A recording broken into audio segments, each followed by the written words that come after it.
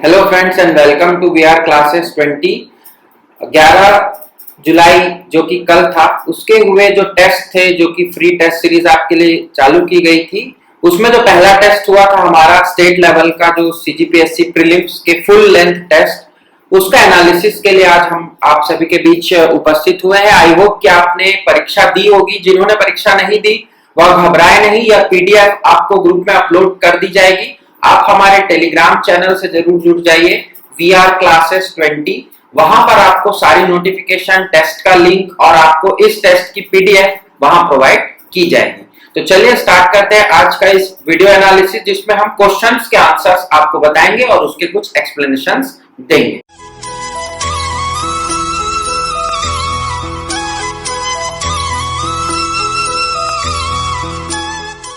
तो बढ़ते हैं सबसे पहले क्वेश्चन की ओर, और मैं और मेरे साथी वैभव सर, हम दोनों ही आपको ये क्वेश्चंस का एनालिसिस करेंगे। तो चलिए स्टार्ट करते हैं। नमस्कार दोस्तों, वी आर क्लासेस 20 में आप सबका स्वागत है। जैसा कि राघवेंद्र सर ने आपको बताया कि जो कल हमारा पहला परीक्षा का आयोजन हमने किया था, जो पूर्णतः निःशुल्क था, तो उसमें हमने 100 क्वेश्चन ऐसे बनाए थे जो पूर्ण रूप से सीजीपीएससी प्रारंभिक परीक्षा के अनुरूप थे। तो मैं उम्मीद करता हूं कि जितने लोगों ने ये पेपर दिया और जिन्होंने नहीं भी दिया, वो इस वीडियो के माध्यम से अपनी तैयारी को परखेंगे और देखेंगे कि हमें तैयारी कैसे जारी रखनी है, खास तौर से जो नए प्रतिभागी इसमें जुड़ना चाह रहे हैं। तो पहला क्वेश्चन है, जैसा आपकी स्क्रीन में दिख रहा है, निम्न में से कौन संसद में एक गैर सरकारी सदस्य कहा जाता है? अब आप जानते हैं ये क्वेश्चन कहां से? ये क्वेश्चन है पॉलिटी से, या जिसे आप राज्य व्यवस्था कहते हैं, या जिसे आप संविधान कहते हैं। तो इसका ऑप्शन है विरोधी दल के सांसद, मंत्रियों के अतिरिक्त अन्य सभी सांसद, कैबिनेट मंत्री के अतिरिक्त अन्य सभी सांसद, स्वतंत्र सांसद जो किसी भी राजनीतिक दल का सदस्य नहीं है। अब ये जो क्वेश्चन है, यदि आप सीधा सीधा पढ़ते हैं संविधान को, या आप कोई बुक से पढ़ लेते हैं संविधान को, जो एक अजय माला टाइप की या ऐसी भी कोई बुक जो एक परीक्षा कुंजी के टाइप की है, तो इसका आंसर आप नहीं कर पाएंगे। इसके लिए आपको क्या करना है? आपको डिटेल में पढ़ना है, मतलब आपको बेसिक जानकारी होनी चाहिए, आपका जो आपके अवेयरनेस है वो आपको दिखनी चाहिए। तो इस क्वेश्चन को हम कैसे बनाएंगे? इस क्वेश्चन में लिखा है गैर सरकारी सदस्य। तो आप जब संविधान पढ़ते हैं तो उसमें एक चैप्टर आता है संसद। तो संसद का जब हम सत्र देखते हैं, तो सत्र में हमें ये पता चलता है कि वहां विधेयक के द्वारा कानून बनाए जाते हैं। तो वहां हमें ये पता चलता है कि कौन सरकारी विधेयक है और कौन सा गैर सरकारी विधेयक है। तो इसका आंसर हो जाएगा मंत्रियों के अतिरिक्त अन्य सभी सांसद। केवल मंत्री जो होते हैं वही सरकारी विधेयक कहलाते हैं। बाकी जितने भी सांसद हैं, चाहे वो सत्ता पक्ष के हों चाहे विपक्ष के हों, उन सभी सांसदों के द्वारा जो पेश किया जाता है विधेयक, उसे गैर सरकारी विधेयक या सदस्य कहा जाता है। आई होप आपको ये समझ आ गया होगा। नेक्स्ट क्वेश्चन की ओर चलते हैं। निम्न में से किसने ब्रिटिश युग की केंद्रीय लेजिस्लेटिव असेंबली तथा स्वतंत्र भारत की संसद में अध्यक्ष का पद संभाला? अब ये जो क्वेश्चन है आपके लिए, ये क्वेश्चन बिल्कुल फैक्चुअल है, लेकिन क्वेश्चन को घुमाया कैसा है? ब्रिटिश युग की केंद्रीय लेजिस्लेटिव असेंबली तथा स्वतंत्र भारत की संसद का अध्यक्ष। तो आप इसमें क्या हो सकते हैं? गुमराह हो सकते हैं कि क्या मालूम उसके कोई और रहे होंगे, इसके कोई और रहे होंगे। ऑप्शन देखिए आप, सर अब्दुल रहीम, सेकंड है जीवी मावलंकर, तीसरा है अनंत श्याम अयंगर, चौथा है विट्ठल भाई पटेल। इसका आंसर है जीवी मावलंकर, जो कि हमारे पहले लोकसभा अध्यक्ष बने। इन्होंने ब्रिटिश युग की केंद्रीय लेजिस्लेटिव असेंबली में भी स्पीकर का पद संभाला था। तो ये क्वेश्चन जो है आपका फैक्चुअल है। जब आप इतिहास पढ़ते हैं संविधान का, तब आपको इसका आंसर वहां पे मिलता है। तो ऐसे ही आपको हमेशा क्या करना है, जब भी आप कोई भी विषय पढ़ रहे हैं तो उसकी आपको ऐतिहासिक से अवलोकन जरूर पढ़ना है। नेक्स्ट है जो पंचायती राज से संबंधित है। निम्न तथ्यों में से कौन सा पंचायती राज के अर्थ की सर्वोत्तम व्याख्या करता है? अब देखिए इसमें क्या है, सर्वोत्तम व्याख्या करता है, मतलब व्याख्या तो सब करते हैं। जो क्वेश्चनर है वो क्या पूछ रहा है आपसे? सर्वोत्तम व्याख्या, मतलब जो आपको लग रहा है कि सबसे अच्छी व्याख्या पंचायती राज की हो सकती है, उसको आपको सही करना है।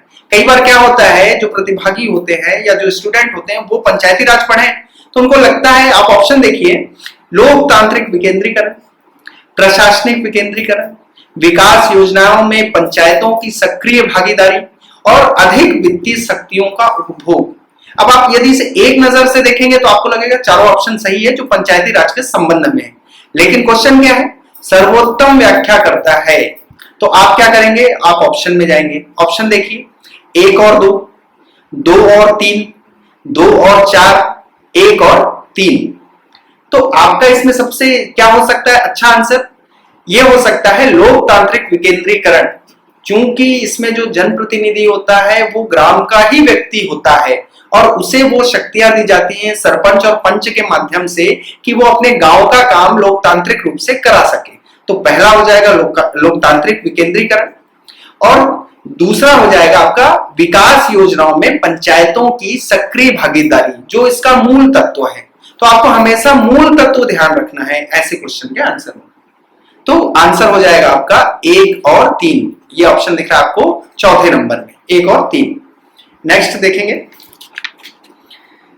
नेक्स्ट है आपका फिर से एक बात जो बहुत महत्वपूर्ण था, ये हमने इसीलिए लिया है क्योंकि केशवानंद भारती अब इस दुनिया में नहीं है, तो ये क्वेश्चन भी एक तो बहुत इंपॉर्टेंट क्वेश्चन है और साथ ही ये क्वेश्चन अभी प्रासंगिक भी हो गया है। केशवानंद भारती बनाम केरल राज्य के वाद में सर्वोच्च न्यायालय ने निर्धारित किया है कि, ऑप्शन देखिए, उद्देशिका संविधान का एक भाग है, उद्देशिका संविधान का एक भाग नहीं है, उद्देशिका का एक महत्वपूर्ण भाग ही संविधान का भाग है, उपरोक्त में से कोई नहीं। अब आप क्वेश्चन को यदि देखेंगे तो इसके लिए आपको क्या आना चाहिए, यदि आपने केशवानंद भारती वाद पढ़ा है तो आपको इसका आंसर तुरंत मिल गया होगा और इसका आंसर है ए, उद्देशिका संविधान का भाग है। जैसे ही हम संविधान की क्लास जब हम लेंगे तो ये बहुत ही महत्वपूर्ण चैप्टर रहेगा आपके लिए, केशवानंद भारती वाद। इसमें पूरी एक वीडियो भी बन सकती है, तो आप जरूर हमसे जुड़े रहें हमारे चैनल से, और जल्द ही हमारा ऐप भी आने वाला है, तो जैसे ही वो लाइव होगा तो हम आपको सूचना करेंगे। और हमारे टेलीग्राम ग्रुप से भी आप ऐसे ही क्वेश्चन और ऐसे ही टेस्ट सीरीज के लिए जरूर जुड़िए। नेक्स्ट है, मौलिक अधिकारों को निलंबित करने का अधिकार किसे प्रदान किया गया है। ये क्वेश्चन फिर से फैक्चुअल है, यदि आपने संविधान पढ़ा है तो इसका आंसर आपको मिल जाएगा। ऑप्शन देखिए, राष्ट्रपति को, संसद को, राज्य विधानमंडलों को, उपरोक्त में से किसी को नहीं। इसका आंसर आएगा राष्ट्रपति को। यह अनुच्छेद 359 के द्वारा उन्हें प्रदान किया गया है। ये भी आप जब यदि आपने संविधान पढ़ा होगा तो आपको यह आर्टिकल याद हो गया होगा। नेक्स्ट है, जो व्यक्ति यह समझता है कि उसे अवैध रूप से बंदी बनाया गया है तो उस व्यक्ति की प्रार्थना पर न्यायालय द्वारा कौन सा लेख जारी किया जाता है या कौन सी रिट जारी की जाती है। ऑप्शन देखिए, बंदी प्रत्यक्षीकरण, परमादेश, प्रतिषेध और उत्प्रेषण।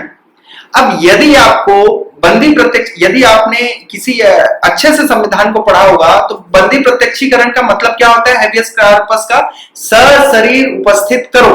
तो आपको चारों ऑप्शन यदि आपको नहीं भी आता है, यदि आपको शॉर्ट फॉर्म भी याद है, सशरीर उपस्थित करो, इसका मतलब है आपका आंसर हो जाएगा ए, बंदी प्रत्यक्षीकरण।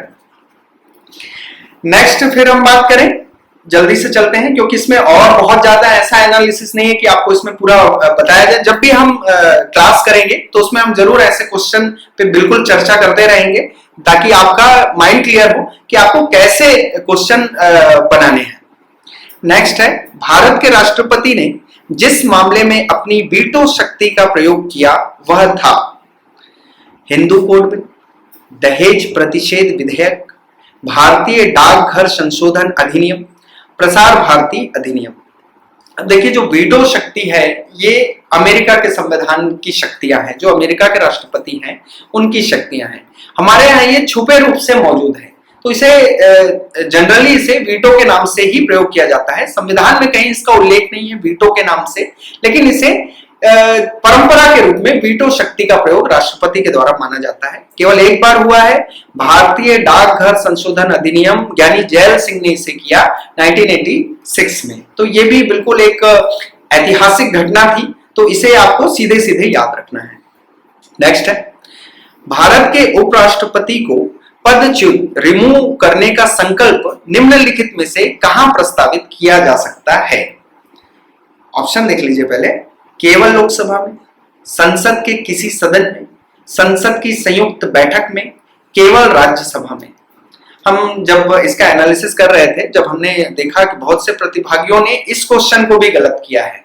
अब इस क्वेश्चन को यदि आप गलत कर रहे हैं, इसका मतलब है कि आपकी जो तैयारी है या आप जो पढ़ रहे हैं वहां कहीं ना कहीं कुछ गलती हो रही है। आपका जो बेसिक है वो कहीं ना कहीं कमजोर है। चूंकि राष्ट्रपति जो है वो पूरे देश का राष्ट्रपति है, और उसे पदच्युत कैसे किया जाता है? उसे पदच्युत किया जाता है एक उसके लिए एक पूरा प्रोफार्मा है जिसे हम कहते हैं महाभियोग। ये राष्ट्रपति के लिए होता है, लेकिन जो उपराष्ट्रपति है वो अपना जो वेतन है वो राज्यसभा के सभापति के रूप में ग्रहण करता है। अब चूंकि राज्यसभा का सभापति किसके समकक्ष होता है? वो होता है लोकसभा के अध्यक्ष के समकक्ष। तो जैसा लोकसभा के अध्यक्ष के लिए पदच्युति का प्रस्ताव है या रिमूव करने का प्रस्ताव है, सेम प्रस्ताव राज्यसभा में उसके चेयरमैन के लिए है। तो उपराष्ट्रपति का पद जो इसमें क्वेश्चनर पूछना चाह रहा है वो यही देखना चाहता है कि आपको ये पता है कि नहीं पता है कि वो सभापति के रूप में भारत में कार्य करते हैं और उन्हें जो वेतन है वो सभापति के रूप में मिलता है। तो रिमूव करने का संकल्प केवल राज्यसभा में पारित किया जाता है। नेक्स्ट है सूची 1 अंतरराष्ट्रीय संगठन को सूची 2 मुख्यालय से कूट के आधार पर मिलाइए। कूट देख लीजिए। पहला है संयुक्त राष्ट्र शिक्षा विज्ञान एवं सांस्कृतिक संगठन, दूसरा है खाद्य एवं कृषि संगठन, तीसरा है अंतरराष्ट्रीय मुद्रा कोष, चौथा है अंतरराष्ट्रीय दूरसंचार संघ। अब ये जितने भी मुख्यालय हैं, यदि आप मेंस की आप सीजीपीएससी की तैयारी कर रहे हैं तो आपको ये पता होना चाहिए कि 7वां पेपर में ये भी आपका जुड़ा हुआ है, पेपर 7 में। तो आपको इसके तो बिल्कुल मुख्यालय याद ही होने चाहिए। तो इसका आंसर आ जाएगा आपका ए, अ का 3, ब का 1, स का 4 और द का 2। संयुक्त राष्ट्र शिक्षा विज्ञान एवं सांस्कृतिक संगठन आ जाएगा आपका पेरिस। सेकंड आ जाएगा आपका खाद्य एवं कृषि संगठन का रोम। अंतरराष्ट्रीय मुद्रा कोष का आ जाएगा आपका वॉशिंगटन, और अंतरराष्ट्रीय दूरसंचार संघ का आ जाएगा जेनेवा। बहुत लोग इसको भी गलत किए हैं, तो आप बिल्कुल इसका मुख्यालय याद करके रखिए। नेक्स्ट है आपका जो लोक नृत्य कला शैली से है, आर्ट एंड कल्चर का जो भाग है भारत का, वहां से है तमाशा किस राज्य की प्रमुख लोक नृत्य कला शैली है? इसका सीधा सीधा आंसर आपको देना चाहिए महाराष्ट्र। नेक्स्ट है प्रख्यात सांस्कृतिक केंद्र भारत भवन स्थित है। बहुत से लोगों ने इसको भी गलत किया है कि भारत भवन कहाँ है। अब चूंकि भारत भवन आपको पता होना चाहिए, हमारे पूर्ववर्ती जो हमारा राज्य था मध्य प्रदेश, उसकी राजधानी भोपाल में स्थित है भारत भवन। तो ये आपको याद रखना है, बहुत चर्चा में रहता है भारत भवन, इसलिए आपको याद रखना है इसे। नेक्स्ट देखिए, निम्नलिखित युग्मों में कौन सुमेलित नहीं है? जब भी आप क्वेश्चन बनाएं, यदि नहीं है तो उसे आप अपने पेन से टिक कर लीजिए। नहीं है, नहीं है मतलब आपको आंसर नहीं है का देना है। कई बार गलती हो जाती है, हम सुमेलित को लगा के आ जाते हैं, तो ये आपको ध्यान रखना है इसमें। ऑप्शन देखिए, अजमेर कुव्वत उल इस्लाम, जौनपुर अटाला मस्जिद, मालवा जहाज महल, गुलबर्गा जामा मस्जिद। तो हमें पता है कुव्वत उल इस्लाम मस्जिद जो है वो है आपकी दिल्ली में। ठीक है, तो ये आप जब हम दिल्ली सल्तनत पढ़ेंगे और जब उसका स्थापत्य शैली पढ़ेंगे तो हम देखेंगे कि ये आप बहुत आसानी से इसका आंसर लगा लेंगे। नेक्स्ट है जो विज्ञान के क्वेश्चन है, और मैं चाहूंगा कि राघवेंद्र सर इसे अच्छे से डिस्क्राइब करें। ये उन्हीं का सब्जेक्ट भी है, यही आपको पढ़ाएंगे विज्ञान। नेक्स्ट क्वेश्चन हम देख रहे हैं कि किसी पिंड के द्रव्यमान तथा भार में अंतर होता है क्योंकि। अब आपको यहाँ दोनों डेफिनेशन क्लियर होना चाहिए। सबसे पहले तो भार, जिसको आप इंग्लिश में वेट बोलते हैं, और दूसरा है द्रव्यमान, जिसको आप मास बोलते हैं। तो भार जो होता है वह आपके किस पे डिपेंड करता है? ग्रेविटेशनल पुल पर। तो इसीलिए भार जो होता है वह क्या होता है? परिवर्तित हो सकता है, लेकिन जो द्रव्यमान है वो हमेशा कांस्टेंट रहेगा। तो आंसर आ जाएगा द्रव्यमान स्थिर रहता है जबकि भार परिवर्तनीय होता है, क्योंकि ये ग्रेविटेशनल कांस्टेंट पर डिपेंड करता है। इसीलिए आंसर आ जाएगा बी।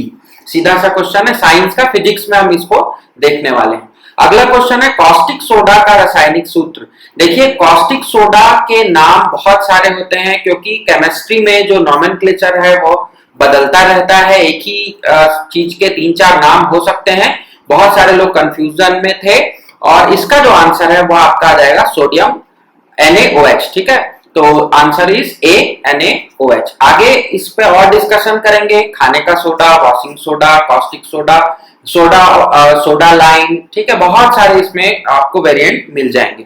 आगे बात करेंगे हम। नेक्स्ट क्वेश्चन है धान का प्रसिद्ध रोग खैर रोग किसके कारण होता है। अब क्वेश्चन देखिए, हो सकता है कि आपको ऐसा लगे कि सर ये क्वेश्चन तो बहुत ज्यादा डीप हो गया, सब्जेक्टिव हो गया, लेकिन क्योंकि हमारा प्रदेश धान का कटोरा कहा जाता है तो आपको धान से रिलेटेड खास करके जो आपके बॉटनी में जो सिलेबस है उसको आपको देखना चाहिए। और खैर रोग जो कि बहुत कॉमन रोग है यहाँ होता है, और यह जो होता है वह होता है आपके जिंक की कमी के कारण। ठीक है, जस्ता की कमी के कारण आपको खैर रोग वहां दिखेगा। डिटेल में डिस्कस करेंगे जब हम साइंस टेक इस पर आगे पढ़ने वाले हैं। नेक्स्ट क्वेश्चन है मैंग्रोव की खेती के लिए निम्न में से कौन सा क्षेत्र प्रसिद्ध है। अब यदि आपने इन्वायरमेंट में या फिर केमिस्ट्री में ज्योग्राफी में पढ़ा होगा फॉरेस्ट के बारे में, तो वहां आप पढ़ते हैं मैंग्रोव फॉरेस्ट। मैंग्रोव फॉरेस्ट जिसको आप क्या बोलते हैं, खारे पानी के फॉरेस्ट भी कहा जाता है। खास करके जो सुंदरवन का इलाका है जो आप देखते हैं वेस्ट बंगाल में, वहां पर आपको ये दिखेगा।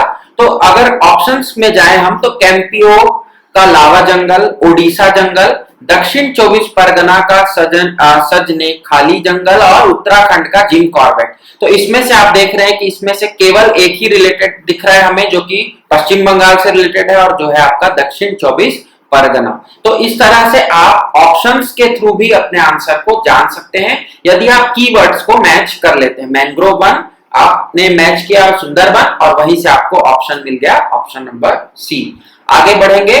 आगे की जो क्वेश्चन है वह है रक्त में पाए जाने वाली धातु। अब ये तो बहुत ही सिंपल सा क्वेश्चन है, आप सभी को पता है कि रक्त में कौन सी धातु पाई जाती है, तो उसका आंसर होगा लोहा। क्योंकि रक्त की जो कमी होती है उसके लिए आप जानते होंगे कि आयरन के टैबलेट्स खिलाए जाते हैं। तो यदि आपने इतना कॉमन पढ़ा हुआ है तब आप आंसर आराम से कर सकते हैं। इसमें बहुत ज्यादा आपको सब्जेक्टिव नॉलेज की आवश्यकता नहीं है। फिर से एक क्वेश्चन था जो कि रक्त से ही रिलेटेड था, क्योंकि यहां से क्वेश्चन हमने देखा है कि अक्सर पूछता है CGPSC। तो ये क्वेश्चन हमने लिया कि किसकी मौजूदगी से रक्त जमता नहीं है। अब यहाँ पर आपको बहुत सारी चीजें पता चल सकती है यदि आप उसको एक अच्छे एनालिस्ट के तौर पर देखते हैं। तो आंसर यहाँ पर जो आएगा वह आएगा आपका option number D, heparin. Heparin जो होता है उसके कारण रक्त में क्लॉटिंग नहीं होती, ठीक है, कोएगुलेशन नहीं होता ब्लड का। यदि कोएगुलेशन होने लग जाए तो फिर आपकी नलिकाएं जो है वो ब्लॉक हो जाएंगी और आपको क्या हो जाएगा, स्ट्रोक होगा और आपकी मृत्यु हो सकती है। तो इनको बचाता है यह। और आपने पढ़ा होगा कि विटामिन के बारे में भी हम पढ़ते हैं, तो विटामिन के का कहीं ना कहीं हेपेरिन से संबंध आपको जानना चाहिए अगर आप इस टाइप के क्वेश्चन को बनाते। आगे बढ़ेंगे। नेक्स्ट क्वेश्चन, फिर से एक क्वेश्चन लिया है और ये जो क्वेश्चन है हमने करंट अफेयर से लिया है। कैसे लिया है मैं आपको बताता हूं। रुधिर के प्लाज्मा में निम्न में से किसके द्वारा एंटीबॉडी निर्मित की जाती है। कोरोना वायरस पर आपने देखा होगा कि यही चीज एंटीजन, एंटीबॉडी, यही चीजें चल रही है आजकल, इसीलिए इस क्वेश्चन को मैंने यहाँ उठाया। और लगातार इस टाइप के क्वेश्चन आपको पब्लिक सर्विस में पूछे जाते हैं। तो एंटीबॉडी निर्माण के लिए कौन सा है आपका, तो प्लाज्मा में आपको पता है कि क्या होता है, लिम्फोटिक सेल्स होते हैं, तो लिम्फोसाइट इसका आंसर हो जाएगा। बहुत ज्यादा डीप में नहीं पढ़ना है। क्लास 10th की जो साइंस की बुक है उसमें आपको ये आसानी से फैक्चुअल में आपको मिल जाएगा। आगे बात करेंगे, हम हिस्ट्री की ओर चलेंगे और यहाँ एक क्वेश्चन है जो कि आर्यंस के जो मूल स्थान है उनसे जुड़ा हुआ है कि मैक्स मूलर के अनुसार आर्यों का मूल स्थान था।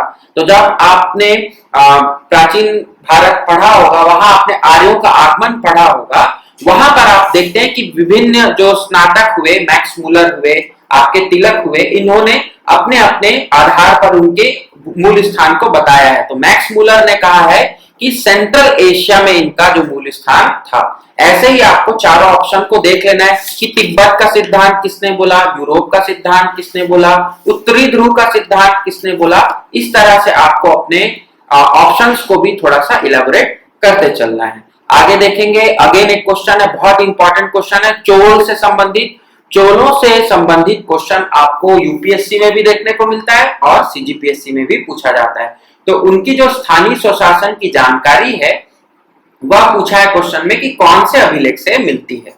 तो स्थानीय स्वशासन, जो कि आपको पता ही है कि बहुत इंपॉर्टेंट क्वेश्चन है, जो पंचायती राज व्यवस्था आज हम देखते हैं वही यहाँ के चोलों से डिराइव हुआ, ऐसा हम मान सकते हैं। पहली बार इन्होंने स्टार्ट किया था। तो वह जो अभिलेख है वह है आपका उत्तर मेरु अभिलेख। क्लियर है? यह सीधा सीधा फैक्चुअल क्वेश्चन है। यदि आपको अभिलेख के बारे में पता है तभी आप कर सकते हैं, क्योंकि आप यहाँ रिस्क नहीं ले सकते। अभी तो हमने नेगेटिव मार्किंग नहीं की, लेकिन एग्जाम में आपको नेगेटिव मार्किंग मिलता है। अगेन हम बात करेंगे एक मंदिर निर्माण की। मंदिर से क्वेश्चन आपको आर्ट एंड कल्चर से आते हैं। ये जो क्वेश्चन है स्थिति वाली, ये हिस्ट्री से आप रिलेट कर सकते हैं। और होयसलेश्वर मंदिर कहाँ स्थित है, यह क्वेश्चन पूछा गया है। मदुरई, द्वार समुद्र, वारंगल या हेलीपैड। तो चारों के चारों साइट्स बहुत इंपॉर्टेंट है। खास करके मंदिर निर्माण की यदि हम बात करें तो आप जरूर पढ़ लीजिएगा मदुरई, द्वार और हेलीपैड के बारे में। और होयसलेश्वर का जो मंदिर है वह कहाँ है, वह हेलीपैड में है। ये बहुत ही इंपॉर्टेंट क्वेश्चन है यदि आप साउथ इंडियन हिस्ट्री की बात करें। आगे बढ़ेंगे और अब हम दिल्ली सल्तनत से आगे एक और क्वेश्चन है। जैसे आपने उधर मस्जिद के बारे में देखा, तो अलाउद्दीन के द्वारा कृषकों पर लगाए गए नवीन कर थे। अब अलाउद्दीन खिलजी के बारे में यदि आप पढ़ेंगे तो उन्होंने जो नवीन कर लगाया उसके बारे में एक क्वेश्चन पूछा है। तो उसमें नमक कर एवं नगर पालिका कर, सिंचाई कर एवं बिक्री कर, गृह कर एवं चारागृह कर और जजिया या जकात। तो इसमें से जो आंसर आ जाएगा, अलाउद्दीन ने लगाया था गृह कर एवं चारागार कर। इसको आप घरी और चरी के नाम से भी जानते हैं। तो यही की पॉइंट्स आपको पकड़ना है। आपने पढ़ा हुआ रहता है बट क्वेश्चन आपको किसी और फॉर्म में दिखता है, तो आपको वहां पर कंफ्यूज नहीं होना है। आगे बढ़ेंगे, बहुत ही इंपॉर्टेंट किताब है जो कि लिखी गई है बहुत अच्छे एक राइटर हुए उनके द्वारा। और हमने देखा कि इस क्वेश्चन को भी बहुत लोगों ने गलत किया या अटेम्प्ट नहीं किया। तो ग्रेट रिबेलियन की जो किताब है वह किसने लिखा है, क्वेश्चन में था अशोक मेहता, पंडित नेहरू, वीर सावरकर या आरसी दत्त। तो आंसर जो आ जाएगा वह आ जाएगा अशोक मेहता जी ने इसे लिखा। आप इन्हें कहां पढ़ते हैं, आप इन्हें पंचायती राज व्यवस्था में भी पढ़ते हैं। क्लियर है? आगे बात करेंगे नेक्स्ट क्वेश्चन की। नेक्स्ट क्वेश्चन है बैरकपुर का सैनिक विद्रोह, जो कि 1824 में हुआ था। आप कंफ्यूज मत होइएगा, क्योंकि बैरकपुर का ये जो विद्रोह था यह 1857 के पूर्वगामी का विद्रोह की बात कर रहे हैं। तो वो किस गवर्नर जनरल के काल में हुआ। अब गवर्नर जनरल का जो कालखंड है वह आपको याद रखना है, जो कि बहुत इंपॉर्टेंट क्वेश्चन बनता है। और यदि आपको सारे गवर्नर जनरल के जो सीक्वेंस है वह याद है, तो आप मॉडर्न इंडियन हिस्ट्री को आराम से क्रिएट कर सकते हैं खुद के ही लैंग्वेज में। तो इसीलिए क्वेश्चन इंपॉर्टेंट हो जाता है। तो गवर्नर जनरल उस समय थे lord Adams, lord Hardinge, George Barlow या लॉर्ड एमहर्स्ट। तो बैरकपुर का जो विद्रोह हुआ वह लॉर्ड एमहर्स्ट के समय हुआ था, आपको याद रखना है। बाकी के भी, लॉर्ड हार्डिंग का भी नाम आप बार बार पढ़ते हैं, इनको भी आप देख लीजिएगा। एडम्स के भी नाम आप पढ़ते हैं, ठीक है, प्रेस वगैरह से संबंधित है इनका नाम। हम पढ़ेंगे आगे जब हम मॉडर्न इंडियन हिस्ट्री चालू करेंगे। 1919 का अधिनियम, जो कि अपने आप में एक बहुत इंपॉर्टेंट क्वेश्चन है, उसी से ही क्वेश्चन था कि उसकी सबसे प्रमुख विशेषता क्या थी। अब प्रमुख विशेषता आपको देखना है। यदि आपने पढ़ा होगा 1919 का अधिनियम तब आपको ये क्लियर होगा। ऑप्शन ए है द्वैत शासन, ऑप्शन बी है प्रांतीय स्वशासन, ऑप्शन सी सांप्रदायिक निर्वाचन, ऑप्शन डी इनमें से कोई नहीं। तो प्रोविंशियल गवर्नमेंट की बात तो वहां पर नहीं हुई थी, और कम्युनल इलेक्शन जो था वहां जरूर इंट्रोड्यूस किया गया था, लेकिन इसका जो पहली बार इंट्रोडक्शन है वो 1909 के मॉर्ले मिंटो रिफॉर्म्स में किया गया था। तो यहां पर जो आंसर आएगा वो आएगा द्वैध शासन। डायरची इंट्रोड्यूस की गई थी पहली बार 1919 में। नेक्स्ट क्वेश्चन देखेंगे। नेक्स्ट क्वेश्चन जो कि आप बोल सकते हैं कि पिछले पीएससी में ये क्वेश्चन पूछा गया, इसी से संबंधित मैं कहूंगा। तो 1939 में जो त्रिपुरी अधिवेशन हुआ था उसमें सुभाष चंद्र बोस ने किसे पराजित कर कांग्रेस के अध्यक्ष पद पर जो चुनाव जीता था, यह क्वेश्चन है। ऑप्शन है अबुल कलाम आजाद, ऑप्शन बी है राजेंद्र प्रसाद, ऑप्शन सी है पटाभी सीतारमैया और ऑप्शन डी है जवाहरलाल नेहरू। तो आपको यदि वह घटना याद है, त्रिपुरी का कांग्रेस अधिवेशन बहुत इंपॉर्टेंट है। इसके बाद सुभाष चंद्र बोस ने वहां से क्या कर दिया था, रिजाइन कर दिया था, क्योंकि ऑप्शन सी जो है हमारे पटाभी सीतारमैया, इनको उन्होंने हरा दिया था, लेकिन जो हमारे गांधी जी थे उनके द्वारा ये समर्थित थे और गांधी जी को लगा था कि उनकी हार हो गई है। इस टाइप का उनका जो रवैया था उसके कारण सुभाष चंद्र बोस ने यहां से रिजाइन देकर फॉरवर्ड ब्लॉक की स्थापना की। यह आप पढ़ते हैं। इस तरह से आपको कहानी के रूप में यदि याद रहेगा तब आप आराम से अपनी हिस्ट्री को बहुत अच्छे से स्कोर कर पाएंगे। आगे बढ़ेंगे। नेक्स्ट क्वेश्चन है, भारत की स्वतंत्रता के समय ब्रिटेन का प्रधानमंत्री कौन था? अब यदि आपने एटली की घोषणा नाम का कुछ शब्द पढ़ा हुआ है तो यहीं से आपका क्वेश्चन बन गया कि एटली ने यह घोषणा की थी कि भारत में अंग्रेज किस दिन से चले जाएंगे। तो आंसर क्या आ जाएगा, क्लीमेंट एटली।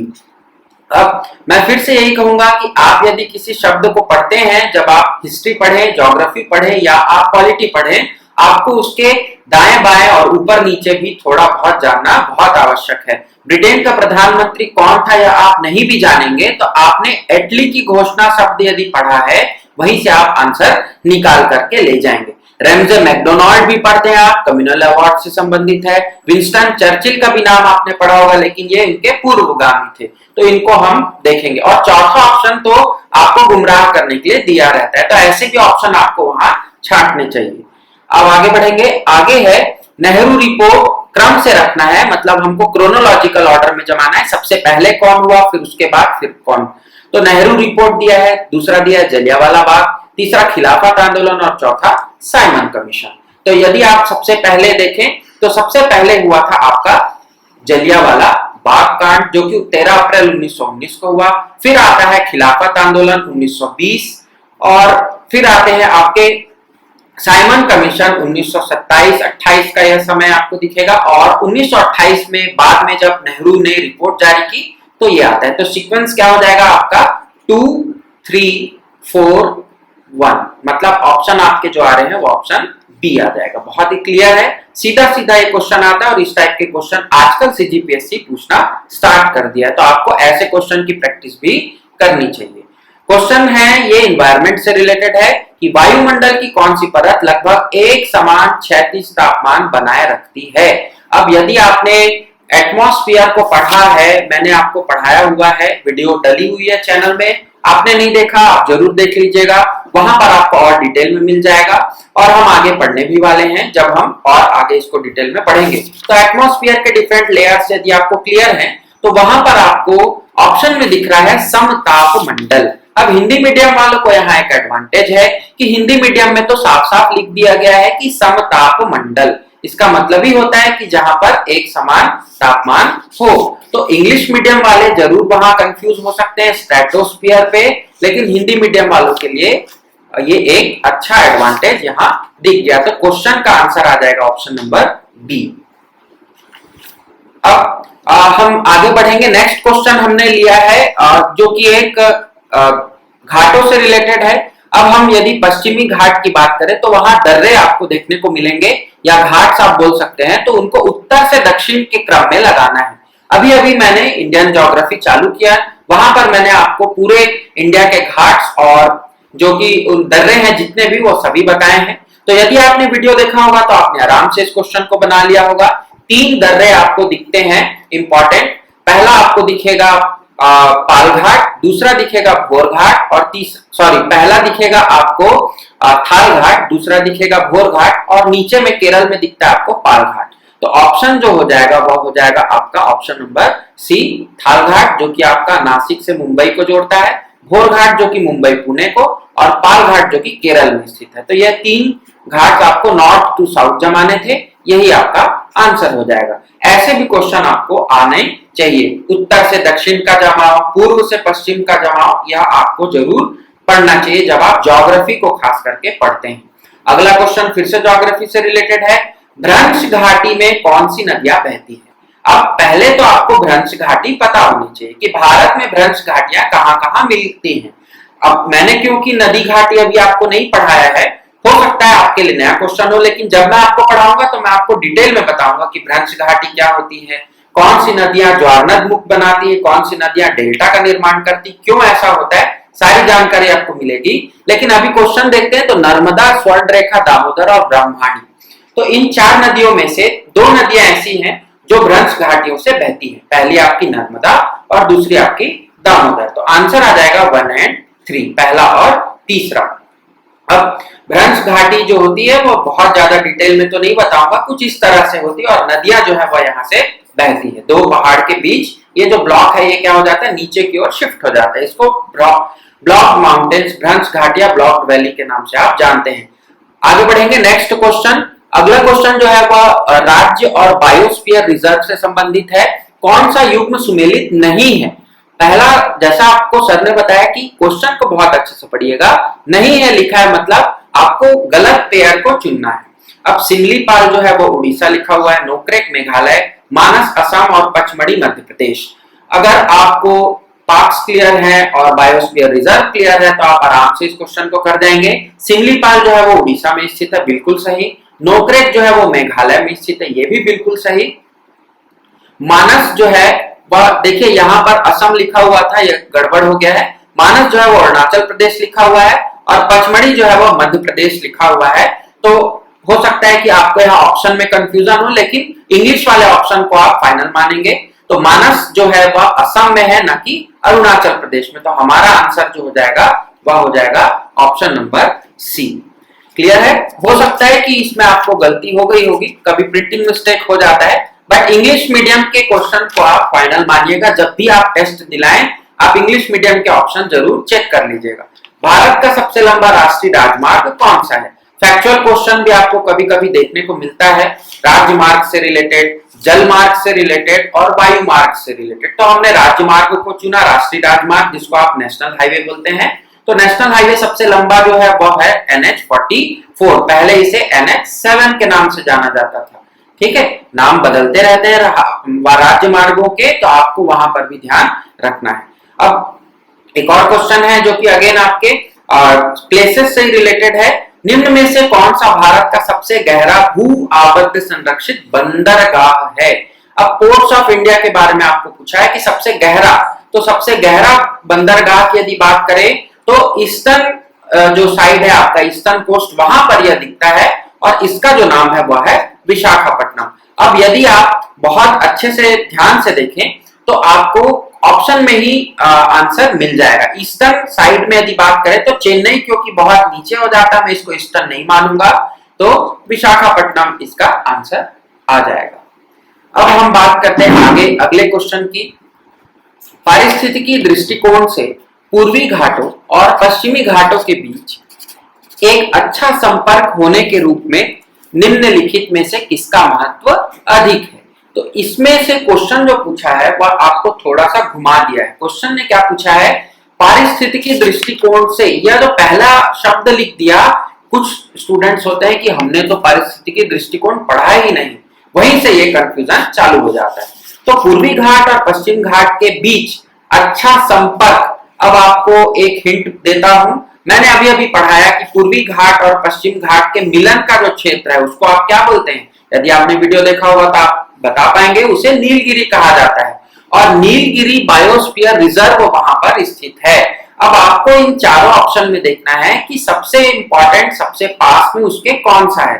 तो सत्यमंगलम बाघ आरक्षित क्षेत्र, नल्ला वन, नागरहोल राष्ट्रीय उद्यान या शेषाचलम जीव मंडल आरक्षित क्षेत्र, इन चारों में से जो ऑप्शन क्वेश्चन में पूछा गया है अच्छा संपर्क, वह आपको सूट करेगा सत्यमंगलम बाघ आरक्षित क्षेत्र, जो कि इस नीलगिरी बायोस्फीयर रिजर्व का हिस्सा है। तो आंसर आ जाएगा आपका सत्यमंगलम बायोस्फीयर रिजर्व। ठीक है, टाइगर रिजर्व। आगे बात करेंगे क्वेश्चन नंबर 40 जो है हमारा अगला क्वेश्चन। देखिए ये क्वेश्चन नंबर जो है थोड़े से आगे पीछे हो गए हैं, लेकिन 100 क्वेश्चन आपको वहां दिखेंगे। तो कथनों पर विचार कीजिए लिखा है। पहला लिखा है भारत में हिमालय केवल 5 राज्यों में फैला हुआ है। दूसरा लिखा है पश्चिम घाट केवल 5 राज्यों में फैले हुए हैं। तीसरा लिखा है पुलिकट झील केवल 2 राज्यों में फैली हुई है। अब आपको तीनों के बारे में जानना है आवश्यक है। यदि आप किसी एक के बारे में भी जानते हैं तो आप क्वेश्चन को बहुत चांस है कि गलत कर जाएंगे। हिमालय की बात करें तो 5 राज्यों में तो बिल्कुल नहीं फैला है। हिमालय आप चालू करें जम्मू कश्मीर से तो वह जाएगा पूरा अरुणाचल प्रदेश और नीचे भी जाता है, तो आप देखेंगे कि लगभग वह 9 से 10 राज्य इसमें आ जाते हैं, जिसमें केंद्र शासित प्रदेश अब कहूंगा क्योंकि जम्मू कश्मीर और लद्दाख केंद्र शासित प्रदेश बन गया, तो यूटी प्लस स्टेट मिलाकर के 5 से तो ज्यादा ही है। ठीक है, तो ये ऑप्शन तो आपका पहले ही गलत हो गया। दूसरा, पश्चिमी घाट केवल 5 राज्यों में है, तो यह भी ऑप्शन आपका गलत हो गया है। लास्ट जो ऑप्शन है वह सही है। पुलिकट झील जो है वह तमिलनाडु और आंध्र प्रदेश को साझा करती है, तो आंसर आ जाएगा केवल 3। ऐसे क्वेश्चन आपको देखने को मिलते हैं। आगे हम बात करें तो इकोनॉमी से क्वेश्चन है। देखिए क्वेश्चन जो है डाइवर्स हमने बनाने की कोशिश की ताकि आपके सारे सब्जेक्ट्स यहाँ जो एक स्टैंडर्ड पेपर होता है उस तरह से लिया जाए। तो निम्नलिखित में कौन भारत के सभी एटीएम को जोड़ता है? अब क्वेश्चन बहुत ही आपको लगा कि ऑब्सोलेट टाइप का क्वेश्चन है, ये क्या क्वेश्चन है? तो ऐसे ही क्वेश्चन आपको पूछा जाता है। इकोनॉमी की अगर बात करें, एटीएम्स का रिलेशन अभी बहुत ज्यादा क्योंकि चर्चा में बना हुआ है, डिजिटल पेमेंट्स यहाँ चल रहे हैं, तो इसलिए क्वेश्चन यहाँ जरूर पूछा जाएगा। तो एटीएम को कौन जोड़ता है? एटीएम को जोड़ता है, आपने सुना होगा, भारतीय राष्ट्रीय भुगतान निगम, जिसको आप एनपीसीआई बोलते हैं।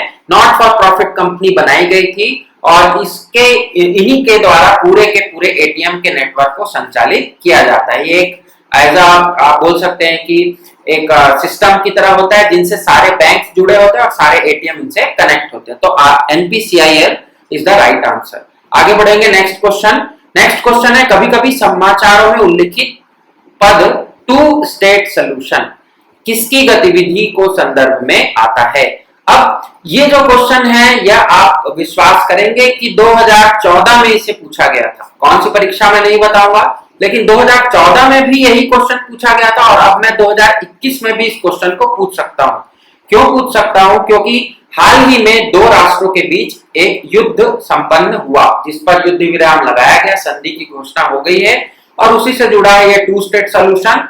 आपने बिल्कुल अंदाजा जरूर लगा लिया होगा। इजराइल की मैं बात कर रहा हूं, इजराइल और फिलिस्तीन, ठीक है, फिलिस्तीन जिसको आप हिंदी में बोलते हैं, उन दोनों के बीच युद्ध हुआ और उन्हीं से ही रिलेटेड यह शब्द है 2 स्टेट सॉल्यूशन। यह मैं करंट अफेयर से इसको जोड़ करके क्वेश्चन बना सकता हूं। यदि मैं एक अच्छा पेपर सेटर हूं तो मैं इस क्वेश्चन को जरूर वहां पूछूंगा। आगे बढ़ेंगे। अगेन क्वेश्चन है आपके इकोनॉमी से रिलेटेड। मुद्रास्फीति की बात की है कि भारत में मुद्रास्फीति के संदर्भ में निम्नलिखित कथनों में से कौन सा कथन सही है? तो इन्फ्लेशन को बहुत इंपॉर्टेंट टॉपिक है, इन्फ्लेशन, डिफ्लेशन, रिफ्लेशन, सारा चीज हम पढ़ेंगे। यहाँ पर जो ऑप्शन है वो देख लेते हैं। तो भारत में मुद्रास्फीति का नियंत्रण केवल भारत सरकार का उत्तरदायित्व है। यह ऑप्शन नंबर ए। मुद्रास्फीति के नियंत्रण में भारतीय रिजर्व बैंक की कोई भूमिका नहीं है। घटा हुआ मुद्रा परिचालन जिसे मनी सर्कुलेशन कहते हैं वह मुद्रास्फीति के नियंत्रण में सहायता करता है, या बढ़ा हुआ मुद्रा संतुलन मुद्रास्फीति के नियंत्रण में सहायता करता है। तो ऑप्शन अगर ए देखें तो भारत सरकार का उत्तरदायित्व है, यह तो बिल्कुल भी गलत हो गया क्योंकि मॉनेटरी पॉलिसी जो है, मुद्रास्फीति का जो कंट्रोल है वह कौन करता है? वह केवल आरबीआई करता है। ठीक है, और यदि आपको ये पता है तो आप दूसरा ऑप्शन भी यहां से हटा सकते हैं कि आरबीआई की कोई भूमिका नहीं है बोल रहा है, यह तो बिल्कुल गलत हो गया क्योंकि ऑप्शन नंबर ए में आपने ये टिक कर लिया है। अब ऑप्शन नंबर सी और डी बचा। यहां से आप 50-50 हो गए कि आपने क्वेश्चन को 50% जीत लिया। अब घटा हुआ मुद्रा परिचलन, मनी सर्कुलेशन को यदि आप घटाएंगे तो मुद्रास्फीति को नियंत्रण करेंगे? बिल्कुल, यही आंसर आपका सही है क्योंकि मुद्रा यदि सर्कुलेशन में रहेगी तो इन्फ्लेशन का रेट जो है वह हमेशा बढ़ेगा। और ये जो बढ़ा हुआ मुद्रा परिचलन है या रिफ्लेशन की बात करता है, न कि इन्फ्लेशन। क्लियर है? आगे बढ़ेंगे। जो नेक्स्ट क्वेश्चन है वह है कि कौन सा एक ओजोन का अपक्षय करने वाले पदार्थों के प्रयोग पर नियंत्रण करने और उन्हें चरणबद्ध रूप से प्रयोग बाह्य करने मतलब फेजिंग आउट करने के मुद्दे से संबंध है। इंपॉर्टेंट जो कॉन्फ्रेंस, प्रोटोकॉल्स, मीटिंग्स होती है उनको आपको जानना है, खास करके इन्वायरमेंट, पर्यावरण से संबंधित। यहां से क्वेश्चन पूछे जाते हैं। तो यहाँ ऑप्शन है ब्रेटन वुड्स सम्मेलन, मॉन्ट्रियल प्रोटोकॉल, क्योटो प्रोटोकॉल और नगोया प्रोटोकॉल। चारों के चारों ही इंपॉर्टेंट प्रोटोकॉल्स एंड सम्मेलन है, आप पढ़ लीजिएगा जरूर। लेकिन ब्रेटन वुड्स का संबंध यहाँ पर आप देखेंगे कि इस कंटेक्स्ट में नहीं है, तो एक ऑप्शन तो आप घटा सकते हैं। ब्रेटन वुड्स कॉन्फ्रेंस यहाँ पर संबंधित नहीं है। मॉन्ट्रियल, क्योटो और नगोया, तो आंसर आ जाएगा आपका मॉन्ट्रियल प्रोटोकॉल, जहां पर आपको ओजोन लेयर से संबंधित क्वेश्चन जो है वह दिया गया। आगे बढ़ेंगे। नेक्स्ट क्वेश्चन अगेन आपके साइंस से रिलेटेड है। निम्नलिखित युग्मों पर विचार कीजिए। तो विटामिन सी की हीनता से विटामिन और उनकी हीनता से होने वाले रोग। पहला ऑप्शन है विटामिन सी, इसमें दिया हुआ स्कर्वी। दूसरा है विटामिन डी रिकेट्स और तीसरा है विटामिन ई रात्रि अंधता। अब तीनों विटामिन की यदि कमी से होने वाले रोग आपको याद है तो आप बना सकते हैं। तो विटामिन सी और डी तो सही लिखा हुआ है, लेकिन विटामिन ई जो है रात्रि अंधता या विटामिन सी ई से नहीं बल्कि विटामिन ए से होती है। तो इसका ऑप्शन जो आ जाएगा वो आ जाएगा 1 और 2। ठीक है, ऑप्शन नंबर ए आ जाएगा। सही सुमेलित को आपको लेना था तो आप ले लीजिए। अब नेक्स्ट क्वेश्चन है, निम्नलिखित में से कौन सा संगठन वर्ल्ड इकोनॉमिक आउटलुक, ये जो पत्रिका है, इसको जारी करता है? ऐसे क्वेश्चन आपको बहुत अच्छा क्वेश्चन है, पूछे जाते हैं। तो अब आपको चार ऑप्शन है, इंटरनेशनल मॉनेटरी फंड और यूएन का जो डेवलपमेंट प्रोग्राम है और वर्ल्ड इकोनॉमिक फोरम या वर्ल्ड बैंक। तो आंसर इसका आ जाएगा आईएमएफ। ठीक है, international monetary fund, world economic outlook report. ऐसे रिपोर्ट्स आपको बहुत इंपॉर्टेंट पढ़ना है। पेपर 7 जैसा आपको सर ने बताया कि वहां पर आपको जरूर पढ़ना होगा, यहाँ आप छोड़ भी सकते हैं, लेकिन मेंस में आपको पढ़ना पड़ेगा। नेक्स्ट क्वेश्चन है, किसी देश का भुगतान संतुलन किसका व्यवस्थित अभिलेख है? बहुत बहुत इंपॉर्टेंट क्वेश्चन, कंसेप्ट बोलूं इसको तो बैलेंस ऑफ पेमेंट की बात यह कर रहा है। अब बैलेंस ऑफ पेमेंट का ऑप्शन यदि आप जाएं तो किसी निर्धारित समय के दौरान सामान्यतः एक वर्ष में किसी देश का समस्त आयात और निर्यात का लेन देन इसे कहते हैं। किसी वर्ष में एक देश द्वारा निर्यात की गई वस्तुएं, कि एक देश की सरकार और दूसरे देश की सरकार के बीच आर्थिक लेन देन, या फिर एक देश से दूसरे देश को पूंजी का संचलन। तो देखिए पहला जो ऑप्शन है, यह पहला ऑप्शन आप अपने आप में एक कंसेप्ट है जिसको आप BOT कहते हैं, बैलेंस ऑफ ट्रेड कहा जाता है, जिसमें केवल इनकम एक्सपोर्ट और इंपोर्ट को लिया जाता है। दूसरा तो ऐसा कोई चीज है होता ही नहीं। तीसरा जो है वो आपका ऑप्शन सही है, एक देश की सरकार और दूसरे देश की सरकार के बीच आर्थिक लेन देन, और इस आर्थिक लेन देन में सभी प्रकार के लेन देन, all the transaction, economic transaction सभी आएंगे। क्लियर है? इसको ही आप बैलेंस ऑफ पेमेंट कहा जाता है। क्लियर? आगे बढ़ेंगे और अब छत्तीसगढ़ के क्वेश्चन यहां से स्टार्ट होते हैं। कुछ बीच में आपको करंट अफेयर्स के भी क्वेश्चन दिख सकते हैं, तो मिक्स होता है, ये डाउनलोडेड फॉर्म है। छत्तीसगढ़ के किस जिले में इसकी सबसे ऊंची चोटी स्थित है? क्वेश्चन को हमने बदल दिया। आप सभी पढ़ते हैं कि गौरलाटा कहाँ है, तो ये आपको पता नहीं होता जनरली। गौरलाटा सबसे ऊंची चोटी है तो सब पढ़ते हैं।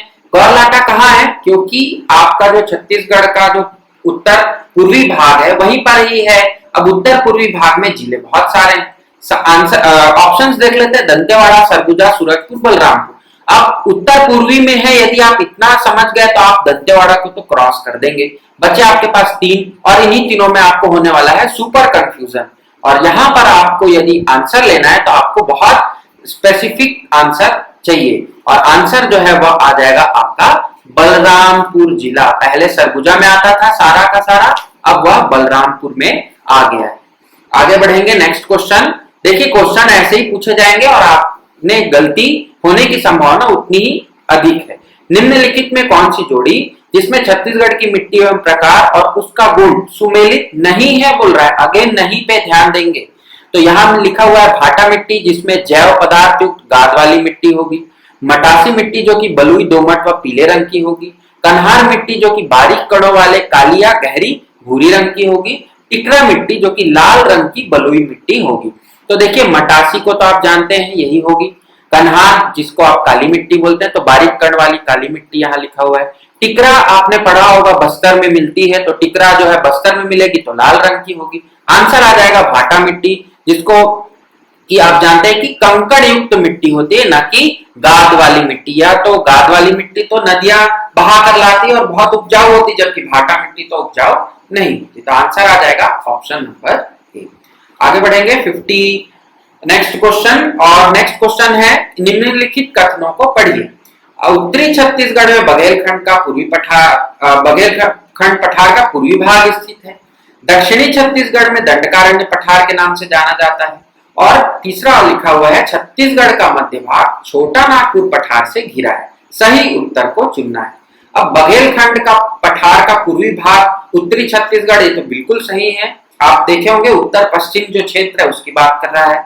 दूसरा, दक्षिणी छत्तीसगढ़ को दंडकारण्य पठार, बिल्कुल सही। यदि आप फिजिकल डिवीजन आप छत्तीसगढ़ पढ़ेंगे तो आपको ये पता होगा। लेकिन तीसरा जो स्टेटमेंट लिखा है, छत्तीसगढ़ का मध्य भाग छोटा नागपुर पठार से घिरा है, यह बिल्कुल भी गलत हो जाता है, क्योंकि छोटा नागपुर का जो पठार का एरिया है वह आपके झारखंड और पश्चिम बंगाल वाले एरिया को कवर करता है। तो आंसर आ जाएगा अ और ब सही है, ऑप्शन नंबर बी आ जाएगा। आगे बढ़ेंगे। नेक्स्ट क्वेश्चन है, महानदी और शिवनाथ नदी के दोआब निम्नलिखित में से किन जिलों में स्थित है? महानदी और शिवनाथ नदी, आपको पता होगा कि शिवनाथ नदी कहां से बहती है, कौन कौन से जिले से। तो देखिए, दुर्ग, राजनांदगांव, यहाँ भी राजनांदगांव, यहाँ भी दुर्ग, ये आपको दिखेगा। चौथा ऑप्शन तो आप बिल्कुल हटा दीजिए। पहले ऑप्शन में आपको कंफ्यूजन हो सकता है दुर्ग और राजनांदगांव, और ऑप्शन नंबर आपको कंफ्यूजन होगा। देखिए, बालोद फिर से हटा दूंगा, वहां पर तो नहीं जाती। नेक्स्ट ऑप्शन बचा आपके पास सी, 50-50 पर है आप ए और सी पर। अब महानदी का क्षेत्र दुर्ग में है क्या, यदि आपको ये क्लियर हो जाएगा, और राजनांदगांव में है क्या, ये क्लियर हो जाएगा, तब आप ऑप्शन बना लेंगे। तो महानदी का जो क्षेत्र है वह राजनांदगांव जिले पर आपको नहीं दिखता, इसलिए आंसर आ जाएगा रायपुर और दुर्ग। यदि वो बोलता है कि केवल शिवनाथ नदी, तो आप ऑप्शन ए सही जवाब होता। आगे बढ़ेंगे।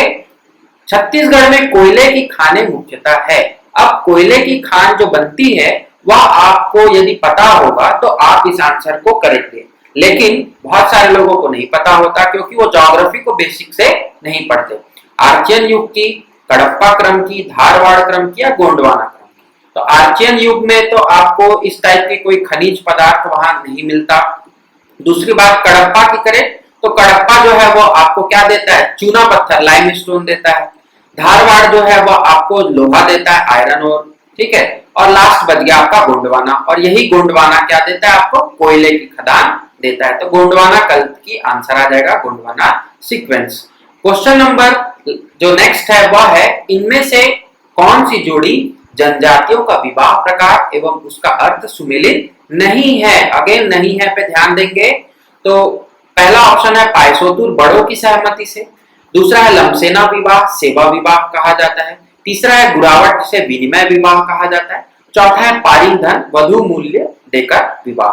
तो लमसेना सेवा विवाह आप पढ़ते हैं, गुरावट का विनिमय, और बेटा और बेटी को क्या किया जाता है, एक से दूसरे घर में अदला बदली की जाती है, एक्सचेंज होता है।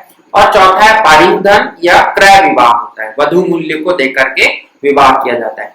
पायसोतुर जो है वह हट विवाह का प्रकार है, वह बड़ों की सहमति से नहीं बल्कि हट से किया जाता है। तो आंसर क्या आ जाएगा, आंसर आ जाएगा आपका पायसोतुर। तो इस तरह से हमारे 50 क्वेश्चन यहाँ कंप्लीट होते हैं।